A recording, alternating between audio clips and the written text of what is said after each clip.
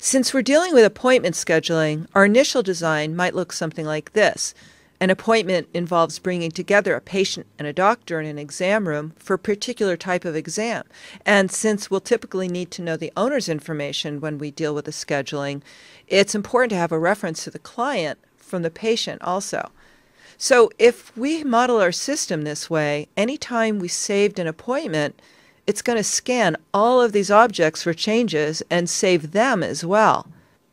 So modeling it this way, the scope of our domain for appointment scheduling is much greater than it needs to be, since in our case, we don't expect to modify any of the other objects when we're creating an appointment. Right, an appointment is basically just a list of resources tied to a particular time span.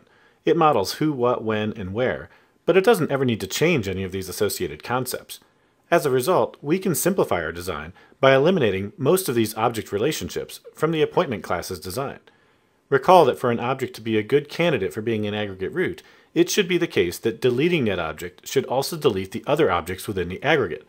In the design shown here, if a customer cancels an appointment and we delete it from the system, it doesn't make sense that this should delete all of the associated objects. So here's another perspective on that same model. By simply including the IDs of the related concepts rather than object references, we're able to ensure that creating and changing appointments has a minimal impact on our system when we persist the appointment. This relationship works because an appointment in the real world is really just a note that includes a place, time, and additional details. Adding and removing appointments shouldn't impact the people and places involved, and this revised design reflects this.